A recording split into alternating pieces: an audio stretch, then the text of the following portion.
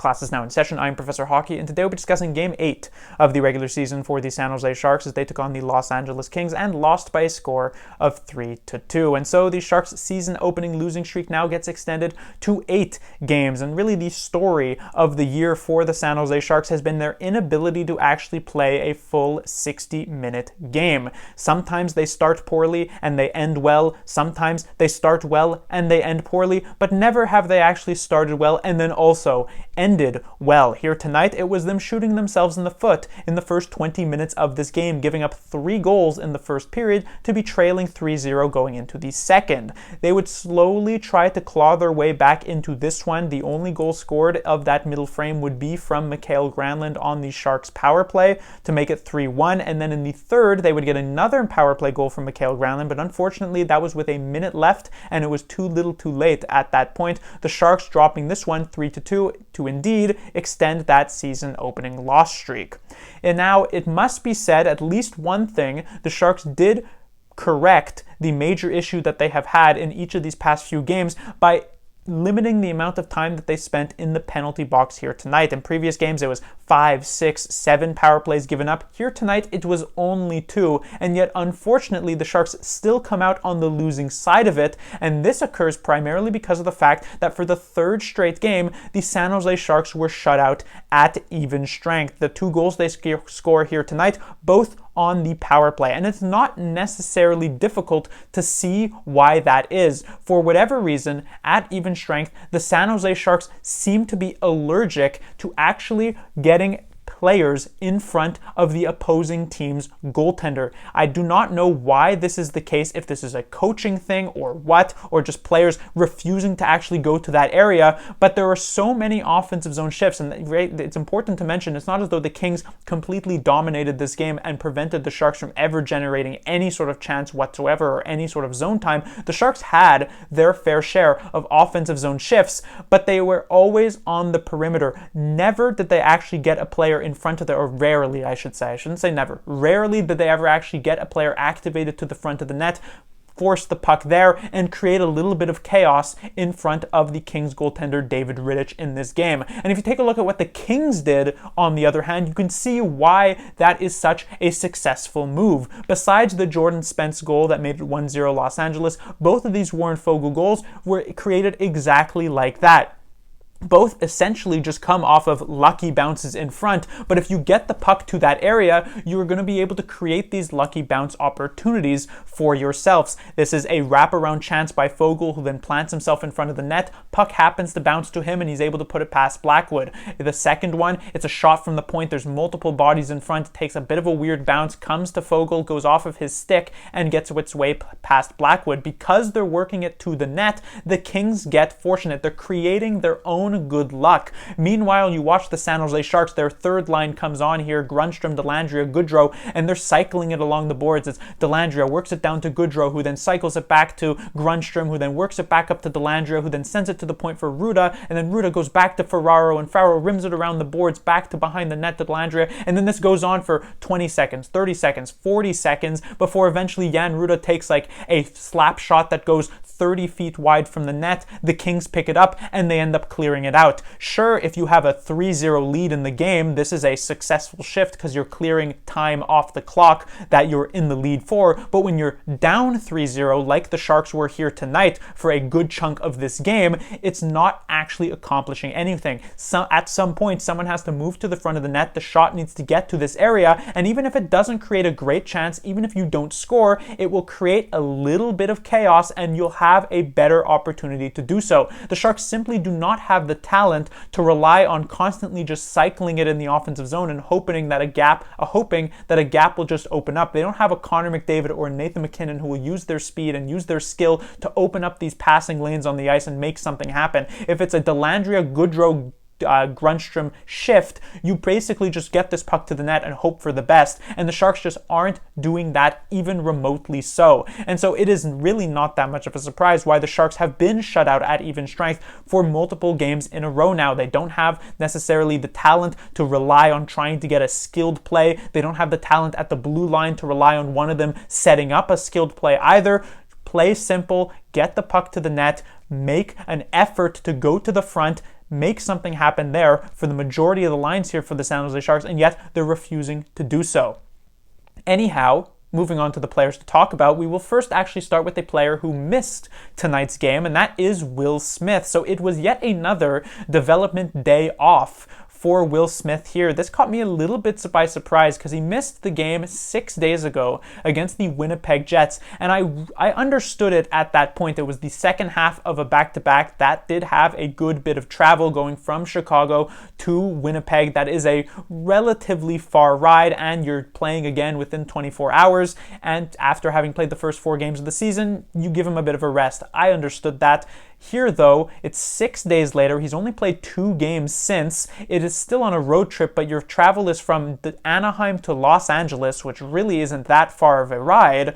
And on top of that, you're not playing back-to-back. You have the day off in between. So it didn't seem as though Will Smith needed to have this, and especially since now it is the second straight time in which Smith has been benched after a pretty good outing for himself. Against Chicago, he looked really good. It was his first good game of the season. He then immediately got benched in that Winnipeg game. The other night against the Anaheim Ducks, he had his issues for sure. It was not a perfect game. It was far from a perfect game, but he also was making more of an impact than he ever has this season, and now he's benched yet again for this one. I don't hate the move, but it is sort of a little bit questionable the timing of some of these situations. But let us now talk about the players who did play. We have the top line of Eklund, Granlund, and Toffoli, and this might be a little bit of a controversial opinion because Granlund does manage to score 2 goals here. He contributes. He's now, I believe, a point per game with 9 points over the 8 games that the San Jose Sharks played, and it could feel as though he's really the only player on this team scoring, along, of course, with Eklund and Toffoli to a slightly lesser extent, but that Granlund is far and away the Sharks' best player, and all of these things are absolutely true. However, the reason I say this might be a bit of a controversial opinion is that when it comes to the actual even strength play of this line, I really wasn't all that impressed. Not only were they on the ice for most of these Kings goals against, but in terms of actually getting their own offensive chances, they really weren't doing much. I mentioned earlier on that when you're a third line of Grundstrom, Dellandrea, and Goodrow, you need to try and work this to the front of the net because you don't really have the skill to make something happen. But on the top line of Eklund, Granlund, Toffoli, you do have that type of talent. You do have the ability to create those good, even strength chances. And while the Sharks had been doing that in previous games, the Ducks game, they had a few dominant shifts, and the Avalanche game, the same thing. Here tonight, it wasn't nearly as apparent. I took a look at William Eklund's game, for instance, here tonight. He was really, really good in the previous one against Anaheim, but not nearly as effective here tonight against Los Angeles. Not near the top of the list amongst best Sharks players on the night. And the same would honestly have to be said about Mikael Granlund. You appreciate the 2 goals that he scored, both off of very, very nice shots on the power play, but at the end of the day, even strength is what really matters here, and he didn't really create a lot in that area in this game. It's fine to get these rush chances, and this line did create a bit off of the rush, but when it comes in the offensive zone, it was not nearly enough. And considering Warsofsky is continuously loading up on this top line by putting the Sharks' 3 best players all together here, they need to be the one carrying the most of that offensive load on their shoulders, and it didn't really happen at even strength, again, to specify. And then when it comes to Tyler Toffoli, I was hopeful that he might have a little bit more energy here tonight playing against his former team. It's not the team that he was just on most recently, but it is the team that he started his career with and was with for multiple years, but it didn't really seem to be the case. It felt as though he picked it up as the game wore on. He looked a little bit more engaged, at least physically, in the second and then the third period, but to start off, I don't really think he did much of anything, and it ended up being a slightly disappointing game for him as well. So while this line is scoring and it is getting those opportunities there, when it's on the power play, that's nice to see. At even strength, you just need a little bit more.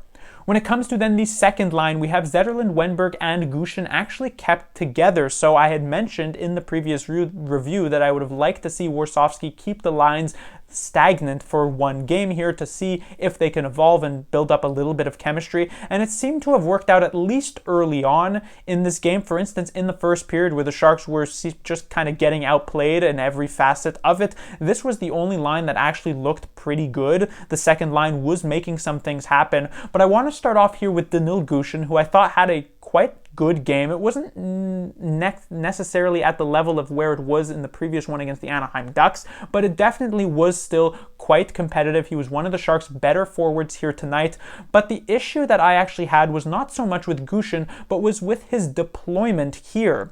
The San Jose Sharks, they only ended up taking 2 penalties here tonight, as I mentioned earlier on, so they didn't really run into any sort of penalty trouble, so there's not much of an excuse for not being able to roll your lines as effectively as it has been in the past when the Sharks have taken 6 or 7 minor penalties like that. And yet at the end of the game, Gushchin only ends up with 11 minutes and 11 seconds. And considering the Sharks were pushing for the majority of this one to try and tie it up and should have been trying to get some even strength chances and putting their best players on the ice to be able to do so, you have Eklund and Granlund and Toffoli getting 22 minutes of ice time, and then Gushchin gets half of that at 11 minutes and 11 seconds. He was one of the least played forwards here tonight. That just kind of feels as though Warsofsky is shooting himself in the foot when he has players like Grundstrom and Dellandrea who, I think they had fine games here tonight, but aren't exactly giving you your best offensive opportunity to win here, and yet they're getting 15 and 16 minutes. It just feels a little bit off, especially since, as I said, Gushchin was playing pretty well. When it comes to the rest of his line, I think Wennberg continues to get slowly but surely better. The chemistry with Gushchin wasn't as apparent as it had been previously, but I would say individually Wennberg did some pretty good things, and he was also one of the Sharks' better forwards. And then when it comes to Fabian Zetterlund, I was a little bit disappointed with Zetterlund's game here tonight. In the previous one, he wasn't super apparent against Anaheim, but I thought he did a lot of the little things correctly. Here tonight, not even there. I don't think he had those little things. It wasn't a bad game for Zetterlund, but you have to keep up those expectations. He was the leading scorer for the San Jose Sharks. There were some thoughts of how he would perform this year, and this is not really the game that's actually going to get people excited for him.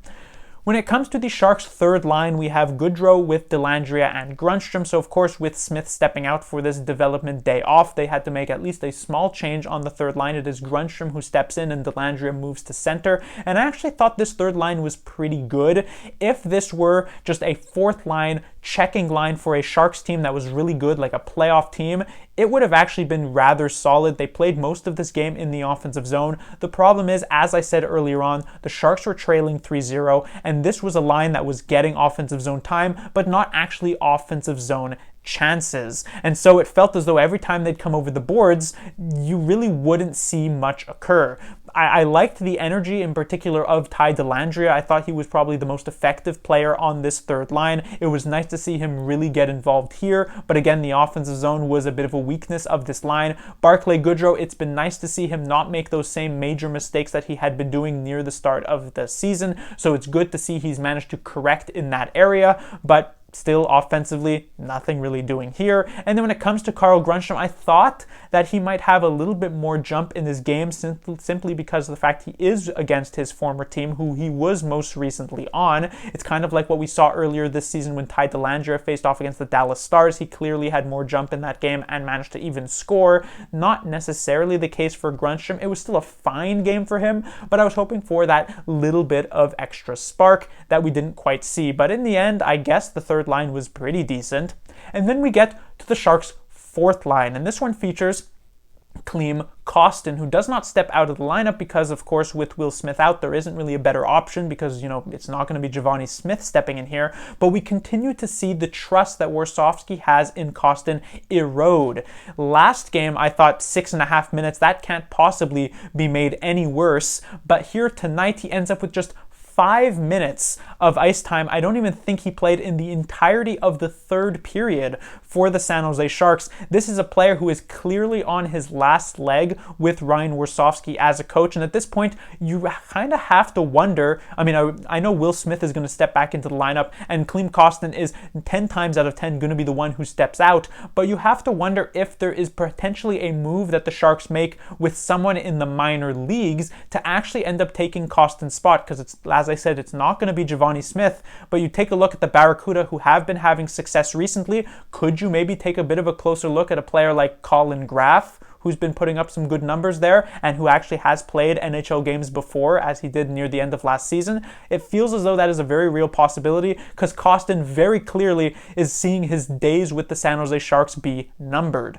When it comes to the rest of this fourth line, I actually thought they looked pretty decent once separated from Kostin. It was not a good start to this game for Luke Kunin, but he seemed to get more and more engaged as it went on. It ended up actually being relatively decent. And then when it comes to Nico Sturm, it was a rather quiet game for Sturm, which I guess is both a good and a bad thing. The reason I say a bad thing, because the Sharks were trailing, you would have hoped for a bit more offensive jump, and I don't think necessarily Sturm brought that, but at the same time, it's a good thing because he's a fourth line center, and I guess that's fine in that area, but generally, at even strength, the Sharks need more from all four of their lines. Even when it comes to the less skilled players, just go to the front of the net and maybe something will actually be created there. When it comes to the defensive side of things, we have the top pairing of Wallman and Ceci, who were again a little bit of a disappointment here tonight. Cody Ceci started off, he was trending upwards. You're thinking, wow, what a great pickup by Mike Greer. The Sharks were able to get a third-round pick and Cody Ceci, who's looking like a solid top four defenseman for themselves. And then it's just been downhill ever since. Ceci, yet again, a pretty bad game for himself. He's looked even lazy at times here tonight, so that was rather disappointing to see. When it comes to Jake Wallman, I thought he had a lot of uncharacteristic mistakes here tonight, defensively for sure, but also offensively, he has just now lost his spot on the Sharks' top power play unit. And the thing is he loses it to Jack Thompson. I'll get to Thompson a little bit later, but it's not as though Brent Burns has stepped in and easily taken this spot here. There should have been, a possible competition for Wallman to put up, and yet he really has been far from all that impressive at offensive play. Even in the times where he has been good in the past, I still stand by that overall, over 8 games, he's been the Sharks' best defenseman, but that, emphasis on the word defense in that area, because offensively, he really hasn't been doing much. I originally gave a bold prediction at the start of the season that he would have 40 points by the end of the year. I'm starting to regret that because it really doesn't look as though we're heading in that direction. When it comes to the Sharks' defensive pairing, we have Ferraro and Ruda, and this will surprise some people as this defensive pairing actually wasn't awful here tonight. Now, there were some individual issues. I thought Jan Ruda lost coverage in the defensive zone a couple of times, which was slightly disappointing. And of course, neither of these two players bring any sort of offense to the game whatsoever. Pretty much all of their plays either die on their stick or end up with a 30-foot slap shot or wrist shot wide of the net that, again, just kills the play right then and there. So it's still a very weird combination that doesn't actually work. But in terms of actually playing defense on the ice, I thought they did a bit of a better job than they have actually done previously this season. So I guess that's a little bit of a feather in their cap.